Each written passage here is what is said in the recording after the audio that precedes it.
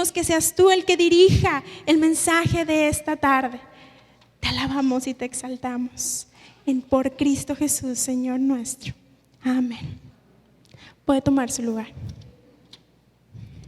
Bien, si usted tiene su boletín, podrá ver que el título del sermón es el siguiente: decisiones y preocupaciones. Desde hace varios domingos, cuando a mí me toca predicar, les dije que íbamos a estar abordando un tema y se iban a derivar subtemas. El tema principal es un reset, es darle un nuevo comienzo a varias cosas que como cristianos hemos aprendido o creemos que sabemos, pero de pronto en la práctica no las vemos presentes. La primera fue renovar nuestro entendimiento para poderlo lograr.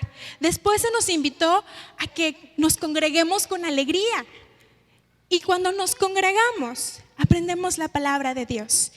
Y cuando nos congregamos, Dios nos enseña a través de nuestros hermanos o de la exposición de la palabra o en los estudios bíblicos a enfrentar las decisiones y las preocupaciones.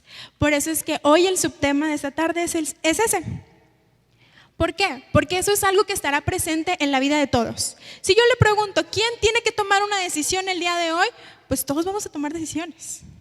El venir a esta iglesia fue una decisión, para empezar.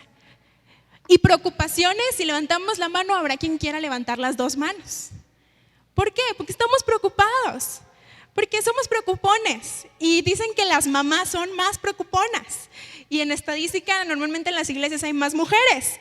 Si tuviéramos un termómetro de preocupaciones, tal vez sería más alto del 60%. Somos preocupones. No lo sé, pero dicen que las mujeres más. ¿Ustedes qué opinan? Lo dejo a reflexión. En fin, nosotros, al igual que las personas que podemos observar en la Biblia como testimonios del poder de Dios, tomaron diversas decisiones y también hubo preocupaciones. Pero hubo decisiones que trajeron consecuencias bastante desfavorables. Que Dios, en su infinita misericordia, siempre obra para bien. Ejemplo de ello tenemos a Adán y Eva, cuando decidieron hacer su voluntad. Pero Dios siempre protegiendo a la humanidad, ya estaba la promesa de Jesús. El rey David, cuando decidió no ir a la guerra y decidió quedarse a pasar un tiempo de ocio, y ese tiempo de ocio le trajo una situación difícil, que llegó incluso a perder un hijo y muchas otras barbaridades que sufrió en su casa. Sansón, lo veíamos en la escuela cristiana de vacaciones, un varón que tenía propósito, que Dios había escogido, pero su debilidad por el amor de la mujer no indicada o no de acuerdo a lo que Dios establecía, le costó caro. Pero se arrepintió y Dios trajo bendición. Eso es importante. Recordar que aunque podemos, porque es evidente, la Biblia nos muestra que como seres humanos somos propensos a tomar malas decisiones. Pero también tenemos la oportunidad de arrepentirnos. Y si nos arrepentimos de todo corazón, Dios toma las situaciones. Pero vemos y tomamos el ejemplo de Sansón, que él le sacaron los ojos y tuvo que morir. Las consecuencias de lo que él había hecho sucedieron, pero la voluntad de Dios también se vio ahí. Y hubo propósito. Tal vez, si recordamos a aquel Jonás, que era cabeza dura, que quería hacer las cosas a su manera, y tomó la decisión de no obedecer la voz de Dios. Dijo, no la voy a obedecer. Terminó haciéndolo después que se arrepintió. Las decisiones. Si usted se pusiera a meditar en todas las decisiones que ha tomado en su vida y cuáles han sido agradables a Dios o cuáles han estado basadas en la palabra, a lo mejor tomamos todo el domingo o la semana. Porque si yo tengo 24 años, ¿cuántos años tienen ustedes? ¿Y cuántas decisiones no hemos tomado? Desde el vestir hasta con quién se casaron. Desde cuántos hijos iban a tener, aunque hay el dicho que dice por ahí, los que Dios nos mande, pero ahora con la planificación familiar la gente lo puede planear. Pero también en la Biblia vemos gente que tomó decisiones que cambiaron el curso de la historia, tanto del pueblo de Israel como de las personas que después vendrían a unirse como injertados que somos nosotros. Abraham, que dejó su tierra y su parentela. También vemos a una Ana que decidió ir a la presencia de Dios y decidió rogarle que le diera un hijo y ella se lo dedicaría. Tenemos a María y a José que escucharon la voz de Dios y que decidieron ser siervos ante el Mesías. Tenemos a un Josué que dijo: yo no sé los que me rodean, pero yo y mi casa vamos a servir a Jehová. Ustedes están viendo todo lo humano, pero yo estoy viendo al Dios que está con nosotros. Él tomó una decisión y hubo bendición. Tenemos a un Moisés que, aunque tardó sus ciclos de 40 años, tomó decisiones no buenas, algunas malas, pero escuchó la voz de Dios y encontró el propósito que Dios tenía para su vida. Y eran humanos y hubo errores y no los podemos poner en un pedestal, pero sí podemos tomar de ejemplo que todos estos personajes tuvieron preocupaciones o tomaron decisiones que transformaron de alguna manera u otra la historia. Y bueno, habrá quien diga: yo no soy Moisés, yo no tengo que tomar una decisión de liberar un pueblo. Pero todas las decisiones son muy relevantes para cada individuo. Entonces, cuando venimos a la casa de Dios, cuando hemos pasado tiempo formados como cristianos, sabemos que el criterio para tomar las decisiones se encuentra en la palabra de Dios. Por eso es importante congregarse, porque si yo conozco la palabra de Dios, entonces yo entiendo cómo tomar buenas decisiones.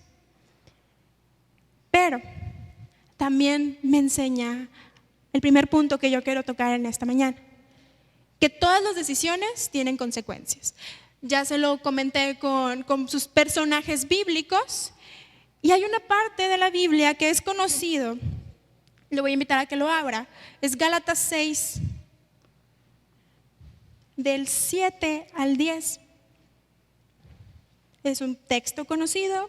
Habrá quien se lo sabe de memoria.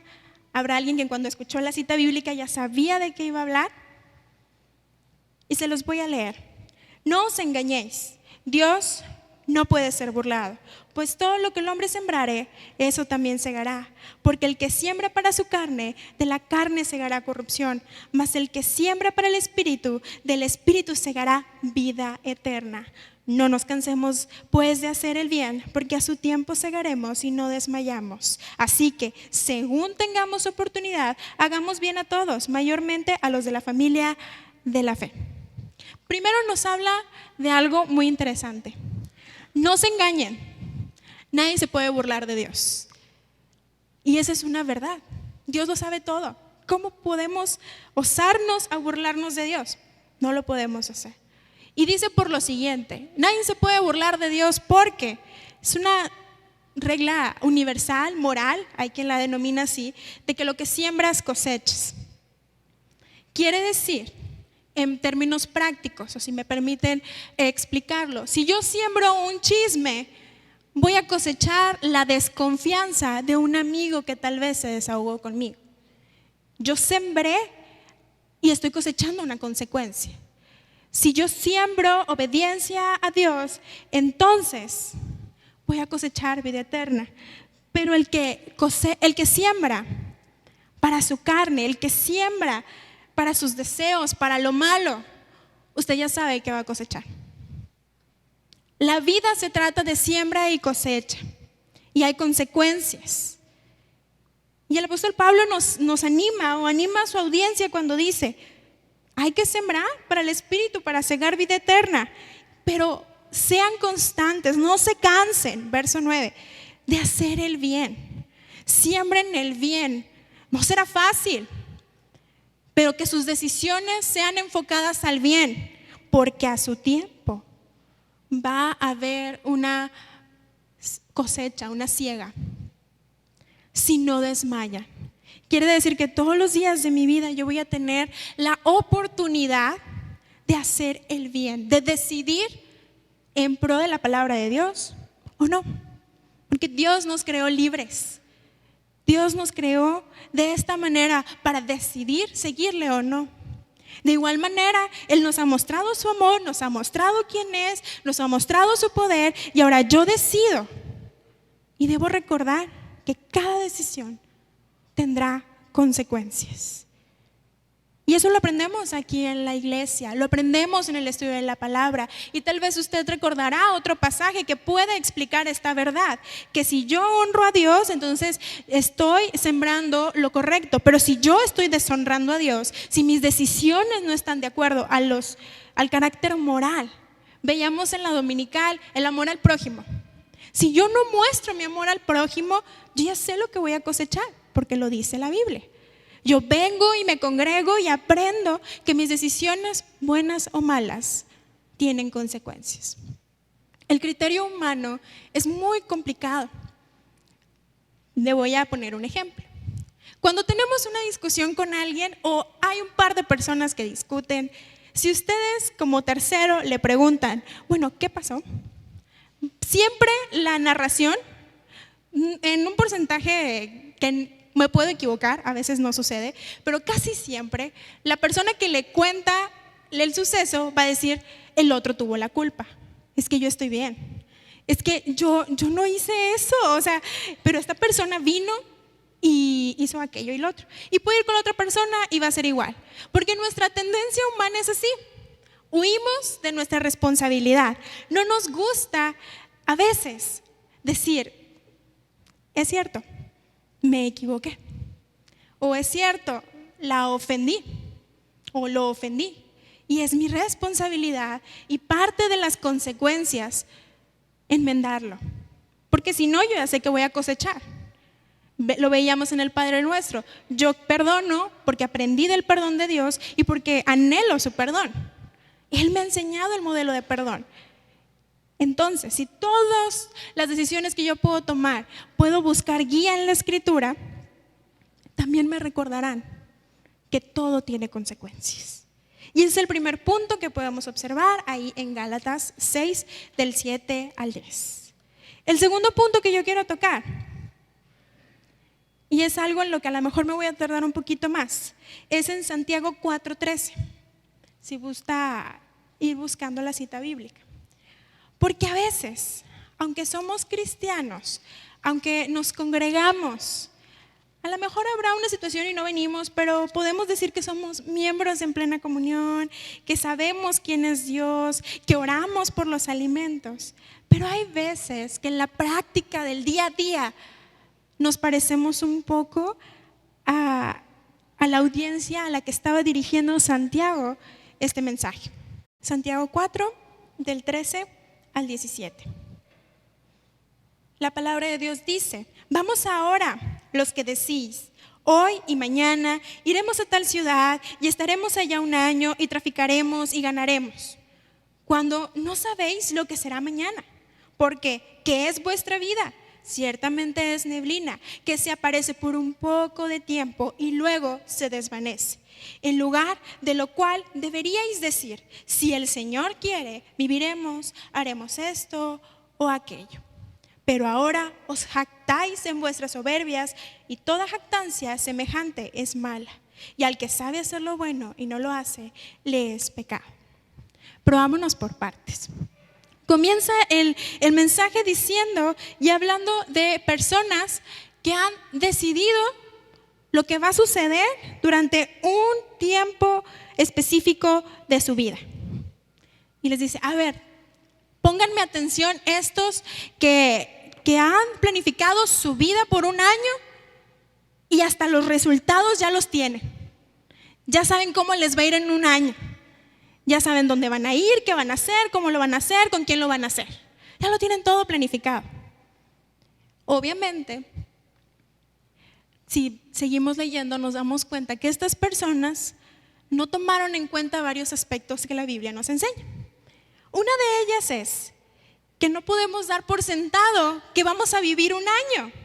¿Hay alguien que tenga la garantía de que va a vivir todo un año? No la tenemos. Y ellos dijeron, durante un año voy a estar allá, voy a hacer esto, voy a hacer aquello y voy a tener ganancias.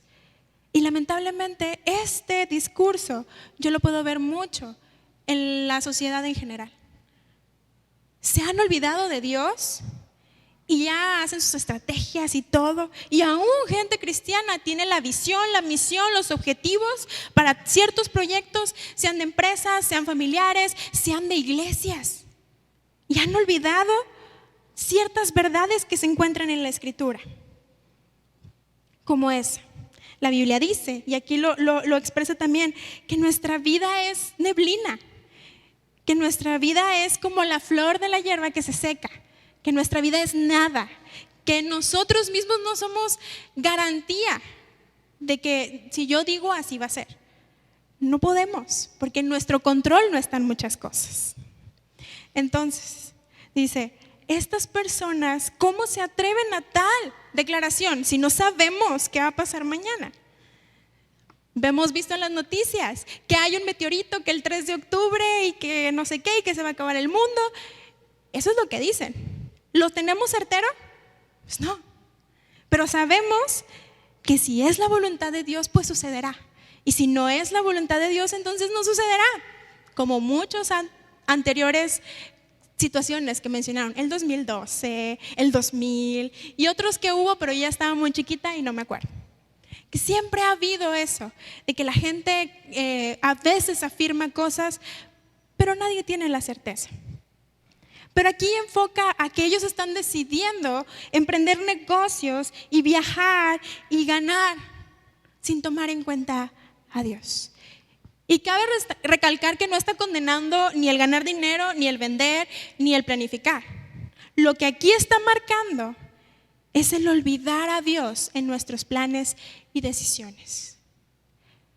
Yo le pregunto a usted, ¿cuántas de las decisiones que tomamos a lo largo de nuestra vida o que vamos a tomar, preguntamos o afirmamos lo que aquí nos marca Santiago?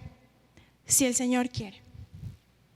Como aquel dicho de los abuelitos, de que nos vemos mañana, Dios mediante, si Dios quiere. Era muy común en la gente de antes. Si se van a un pueblito, a lo mejor todavía encuentran ese léxico. Y que bueno, Dios mediante. Porque sabemos y reconocemos que algún momento todo se puede acabar como lo conozco. Por eso es si Dios quiere. Y tal vez podemos ser que de manera del léxico lo decimos, pero ¿en cuántas de nuestras decisiones realmente estamos dispuestos a que el Señor diga no?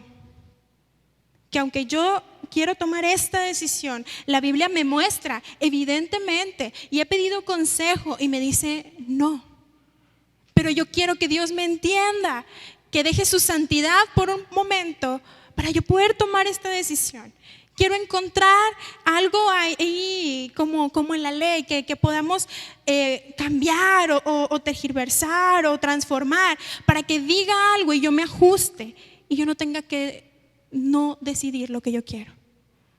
Pero cuando pedimos su voluntad y cuando hacemos esta afirmación, tenemos que entender que debe ser una realidad. Que cuando yo decido, debo tener en cuenta si el Señor quiere. ¿Y cómo voy a saber que el Señor quiere? Hay también los extremistas que esperan que venga un ángel del cielo y les diga, me voy a comer una Carl's Jr. o me voy a comer una hamburguesa de McDonald's. Y quieren que Dios les ilumine el anuncio de McDonald's o que el ángel les diga Tampoco. Pero si la Biblia me ha enseñado que tengo que dar la otra mejilla, entonces si alguien viene y me agrede, yo ya sé qué hacer. No necesito que se le ilumine la mejilla al hermano, ¿verdad? Porque yo ya sé quién es Jesús. Mis decisiones basadas en la Escritura, guiadas por el Espíritu Santo, sabiendo que tienen consecuencias, puedo tomarlas de una manera favorable si Dios está en el inicio, si tomo en cuenta a Dios, si el Señor quiere. Porque si no somos de esa manera y si no pensamos de esa manera y si nuestras decisiones no entran en ese parámetro, somos como el verso 16. Estamos llenos de soberbia y esa jactancia de estar en soberbia es mala. Y el ser humano, desde el momento de la caída, siempre ha buscado hacer un lado a Dios, ser autosuficiente sin Dios, alejarse de Dios y decir, yo puedo. Cuando estaba en la adolescencia les decía a mis papás, es mi vida, yo decido y es mi vida. Celia, 12 años, y es su vida. Ella puede decir lo que ella quiera porque es su vida. Si no quiere comer porque ella no quiere estar gorda, es su vida. Si quiere juntarse con tal persona que le hace daño, es mi vida. No, desgraciadamente lo aprendí. Bueno, no, gracias a Dios lo aprendí, pero desgraciadamente tuve que pasar por cosas para entender. Y Dios me tuvo que mostrar lo que hace un momento les dije, que yo soy pequeña y que yo no puedo garantizar nada. ¿Por qué me quiero atrever a decidir cosas que a veces le competen a Dios? Y si yo digo que le amo y digo que soy su seguidor, entonces entiendo esta verdad.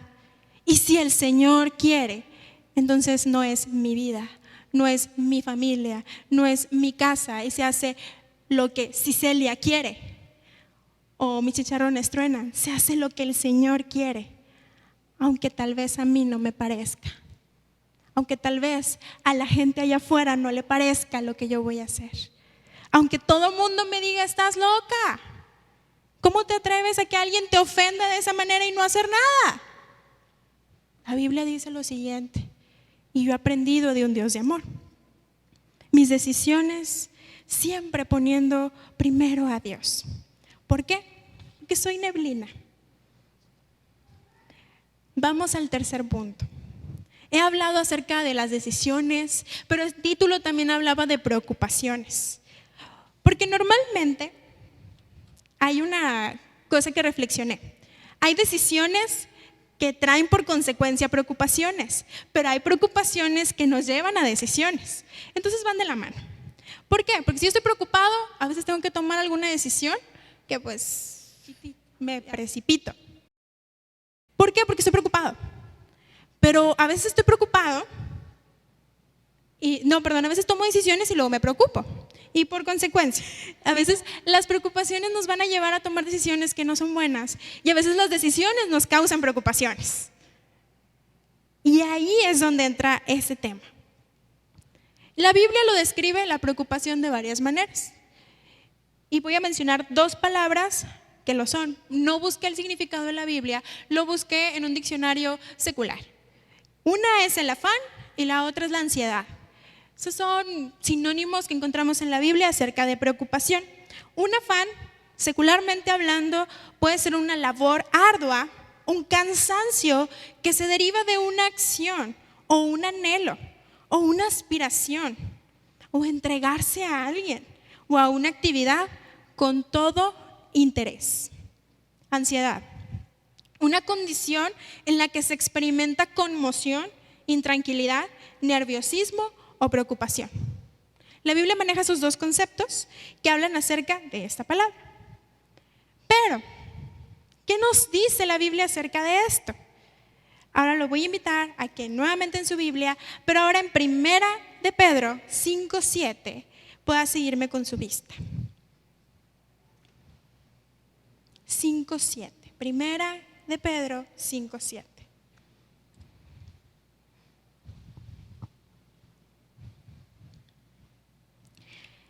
Echando toda vuestra ansiedad sobre Él, porque Él tiene cuidado de vosotros. Echando toda la intranquilidad, la conmoción, el nerviosismo, la preocupación en Él. ¿En quién? Pues en Dios. Ok. Como sociedad, como cristianos, como padres, como hijos, como hermanos, como abuelas, como abuelos, enfrentamos preocupaciones. Y cada quien las maneja de diferente manera. Y cada quien las tiene, a lo mejor si hay un tercero ve mi preocupación, la va a desvalorizar. Va a decir, no es tan grande, no es la gran cosa, yo ya pasé por ahí. Pero gracias que Dios no piensa como nosotros. Si para nosotros es una preocupación, Dios nos invita a que hagamos lo siguiente a través de esta parte de la Escritura.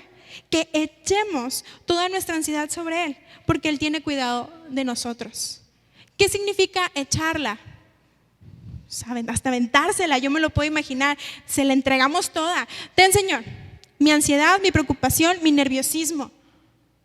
Las cosas que realmente a veces no me dejan dormir, porque hay quien a veces ya no duerme por el estrés. Alguien que ya no duerme porque está demasiado preocupado, porque no sabe cómo va a enfrentar las cosas. Pero hoy recordamos en la palabra de Dios que puedo tranquilamente, porque es tranquilamente, depositar mis preocupaciones en manos de Él. ¿Para qué? Para que Él haga su voluntad.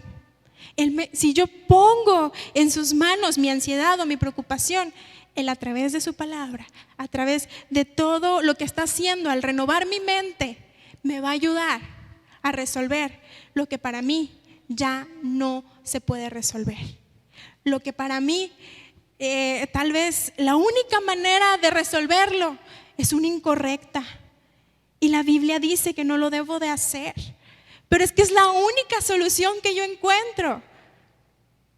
Pues entonces tengo que echar mi ansiedad en manos de Dios y que Él me muestre su voluntad y que Él haga realmente su voluntad en mis decisiones para que no se conviertan en preocupaciones. Porque hay ejemplos en la Biblia en que hubo situaciones difíciles y que se tomaron decisiones incorrectas y hubo consecuencias.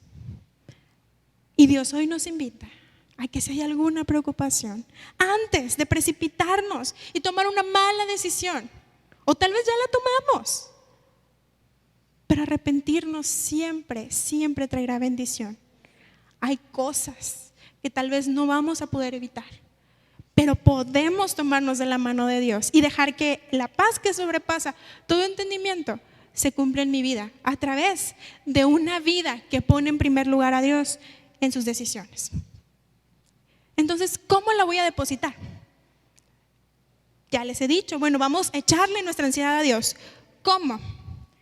En la palabra de Dios también nos dice en varios pasajes de qué manera, pero uno de mis pasajes favoritos en los que expresa cuando hablamos de estrés o de ansiedad o de preocupación se encuentra en Filipenses 4, 6 y 7.